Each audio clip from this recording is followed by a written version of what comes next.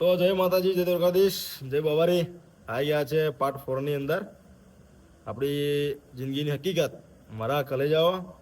અને તમને એટલું જ કહીશ કે જેને બી મારી ચેનલ સબસ્ક્રાઈબ ના કરી હોય એ કરી લેજો. અને તમારો સાથ અને સહકાર મને બહુ મળે છે. અને આપણે આ પાર્ટ 3 ની વાત કરી હતી કે મારી મમ્મીને મારા ઝઘડા બહુ થતા એમ. કે મતલબ મારી મમ્મી કેવું આમ, મતલબ મમ્મીને જોઉં તો ગુસ્સો આવે, મમ્મીને આમ કરું તેમ કરું. એ લોકોની ચાલાકી હતી મારી પર એમ, કે આ બળવા ભુવા કારા દોણા આ બધું કરાવે મારી પર એમ. કેવું હોય. ટ્રેક્ટર આવે છે, 2 મિનિટ શાંતિ રાખજો, કરીએ. ટ્રેક્ટર આવી ગયા એટલે કરીએ આપણે 2 મિનિટ. બરાબર, ટ્રેક્ટર બધું ને ભાઈ આપણે ચાલુ કરીએ ધીમા રહીને.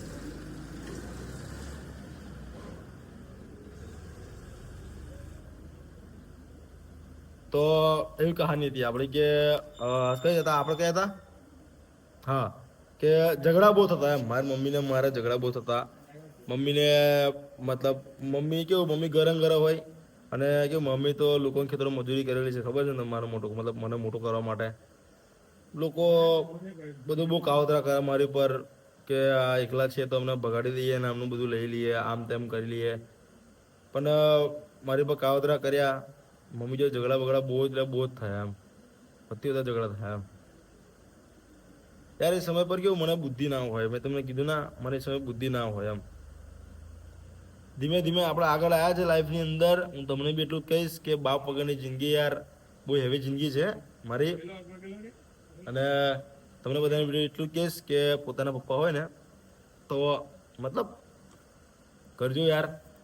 પોતાના પપ્પા હોય તો એમની સેવા કરજો, એમનું નામ મતલબ આગળ લાવવાની કોશિશ કરવાની. ખાલી કેવું, પપ્પા આપણા મહેનત કરતા હોય અને આપણે પાછા એમના રૂપિયાથી જલસા કરતા હોય, ખોટું ચાલે, એ મતલબ ખોટું કહેવાય. પપ્પાનો પૈસો તમે વાપરો છો કે સારી જગ્યાએ ઇન્વેસ્ટ કરજો, તમારા ભવિષ્યમાં કામ લાગે તમને. તમને મતલબ બહુ એટલે બહુ આગળ લઈ જાય એવી જગ્યાએ ઇન્વેસ્ટ કરવાના પૈસા. બરાબર. અને એટલું તમને કહેવા માંગુ છું કે મારી કહાની મતલબ બહુ એટલે બહુ અલગ છે એમ. ઝઘડા થયા મમ્મીને મારે, બહુ એટલે બહુ ઝઘડા થયા યાર. હદથી વધારે ઝઘડા થયા મમ્મીને મારે એમ. બહુ એટલે બહુ જ ઝઘડા એમ. બહુ એટલે બહુ ઝઘડા. પછી મારી બેને થોડીક કહાની કરી અને થોડોક સુધરાવો આપણી જિંદગીમાં આવ્યો. પછી નોકરી ધંધા કરવા મળે એટલે તમને ખબર છે, મેં તમને કીધું છે નોકરી ધંધા આપણે કરવા મળ્યા છે. પછી ધીમે આપણે આગળ નીકળ્યા. પ્લસ જેમ જેમ નોકરી કરતો હતો હું, એમ એમ મતલબ બધું ઘરમાં મતલબ ભેગું કરવા માંડ્યો. નોકરી કરી બરી અને મતલબ એ સમય પર આપણું ઘર બી નોર્મલ હતું. બરાબર, આપણે કોઈ હેવી ગરમીથી ઊભા થઈને આવ્યા નહીં. મને તો બધી વાતનો અનુભવ છે ભાઈ. પ્લસ નોકરી કરતા કરતા આવ્યા અને એવી સાથે સાથે સોશિયલ મીડિયા, ઇન્સ્ટાગ્રામ પર મતલબ ચલાવતા હતા કેવું, આવી રીતના હું મતલબ બનાવતો હતો, વિડીયો બનાવું કે પછી વિડીયો બનાવીને કે મતલબ પહેલાં આવું કશું કંઈ બી કરતો નહોતો એમ. વિડીયો બનાવતો નહોતો, કશું કરતો નહોતો એમ. મતલબ હા, મને શોખ થતો હતો, કેમ કે પબ્લિકના વિડીયો જોઉં ને તો મને શોખ થાય કે હું બી વિડીયો બનાવું, હું બી આગળ આવું, હું બી કંઈક કરું એમ. વિડીયોઝ મેં બનાવીને હું બી આગળ આવું એમ. પણ મતલબ થતો હતો શોખ, પણ કેવું આપણી પાસે એવી હેવી વસ્તુ હતું નહીં. આપણી પાસે કેવું એવી હેવી વસ્તુ હોય ને, અને આપણે કેવું મોટા મોટા સપના જો મતલબ નહીં. પછી ધીમે ધીમે નોકરી કરી, ધંધો કર્યો. પછી એમ મતલબ પછી આપણી લવ સ્ટોરી કે છે પબ્લિક, મને તમે બધા ખોજ છે મને, તમે મતલબ બધા બહુ રાહ જોઈને બેઠા છો કે સાગરભાઈ એમની લવ સ્ટોરી ક્યારે, કે એમના લવમાં તમને દગો કઈ રીતે મળ્યો, એ બધું તમે મતલબ જાણવા માગો જ છો મારી જોડે, મને ખબર છે. અને બીજી વાત, ખાસ વાત, જ્યારે પછી કેવું મેં આ તો જસ્ટ ખાલી હજુ તો હું તમને કહીશ, પણ આજે મને યાદ આવી ગયું એટલે મને તમને કહું કે એક ભાઈને મતલબ મારા ફેમ ફોલોઈંગની અંદર, તમે બધા છો જ ના નહીં કહેતો, પણ મારા ફેમ ફોલોઈંગની અંદર મને એક ભાઈ એવો મળ્યો હતો કે યાર જસ્ટ કેટલું ખબર છે, એ પાર્ટીનો પહેલાં ફોન આવ્યો મારા ભાઈ, અમારા યુકે ભાઈની અંદર ફોન આવ્યો હતો કે અમારે સાગરભાઈને મળવું છે મારે એમ. કે ભાઈ મારી કહાની બહુ હેવી છે, મને બી સાગરભાઈને મળાવો, વાતચીત કરાવો, મગર સાગરભાઈ મારે મળવું પડશે એમ. તો ભાઈ એ ભાઈ મને મળવા માટે આવ્યો, તકરીબન કેટલું ખબર છે,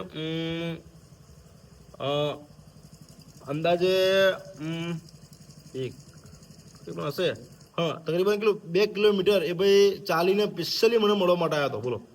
સ્પેશિયલી મને 2 કિલોમીટર ચાલીને મળવા આવ્યો હતો અને એ ભાઈએ મારે એમની મને વાત કરીને કે સાગરભાઈ મારું જોડે આવું થયું છે. સાગરભાઈ મેં અને એ વ્યક્તિ બહુ બતાવ્યું મને. એ વ્યક્તિએ બતાવ્યું કે એમના હાથ ઉપર એટલી બધી બ્લેડના ઘા કર્યા હતા ને યાર. પછી એ ભાઈ કે મને સાગરભાઈ મારે છે ને કે બધું હું નોકરી ધંધો કરતો હતો, હું બધા ગાડી બાડી બધું મારું હતું, બધું મેં વસાવ્યું હતું એમ. પણ એ છોકરીના પ્રેમમાં પડ્યો ને એ છોકરીએ મને બરબાદ કરી નાખ્યો કેમ. તો કે છોકરી બધા રૂપિયા લઈને ભાગી ગઈ કેમ. છોકરીએ રૂપિયા લઈ લીધા પ્લસ બીજા પાસે એને સેટિંગ કરી નાખ્યું એ છોકરીએ, અને છોકરાને એકલો છોડી દીધો એમ. એવું કંઈક હતું એમ. એ અતિ બધી કહાની એમ મને કીધું હતું એ ભાઈ મને આવું છે એમ બધું એમ બોલે બહુ કીધું હદથી વધારે એમ. એ ભાઈને આપણે વાતચીત કરી મેં તો એ ભાઈને બી સમજાયા જો ભાઈ જે થઈ ગયું પાછું આવવાનું છે નહીં બરાબર. જે થઈ ગયું પાછું આવવાનું છે નહીં. કંઈ બી તમને એટલું જ કહી દઈશ કે મારા કલેજા કે તું હવે એને છે ને મને ખબર છે ભૂલવું આસાન નથી, પણ તને એટલું કહી દઉં છું કે જેમ જેમ તું કામમાં બિઝી રહીશ ને એમ તું એને ભૂલી જઈશ. હવે તું તારી જાતની એક ઓળખ મતલબ પોતાની ઓળખ બનાવી. બાકી મેં આપણે કેવું કોઈને ખોટી સલાહ આપતા નહીં, કોઈ બધાને સાદી સરસ સલાહ ચાલી આપણે, કોઈ બીને ખોટી સલાહ આપતા નહીં આપણે બરાબર. અને ખાસ વાત કે આ આપણે પાર્ટ 3 મતલબ પાર્ટ 4 બની ગયો છે અને લવ લાઈફ થોડી રાહ જોવી પડશે તમારે કેમ કે હજુ આ 2 થી 3 પાર્ટ બાકી છે આપણા. પછી આપણી લવ લાઈફ સ્ટાર્ટ થશે અને લવ લાઈફની અંદર મેં શું કર્યું શું નહીં બધું તમને જાણવા મળશે બરાબર.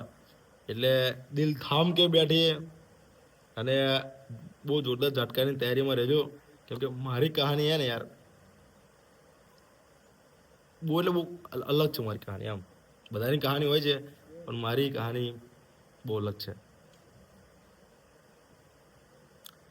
વાંધો નહીં બરાબર. હવે મળીએ પાર્ટ 4ની અંદર. ના સોરી પાર્ટ 4 છે આવ્યો, પાર્ટ 5 કે ખબર નહીં કયો પાર્ટ છે પણ એમ મળીશું બરાબર. જય માતાજી, જય દ્વારકાધીશ, જય બાબારી મારા કલેજાઓ.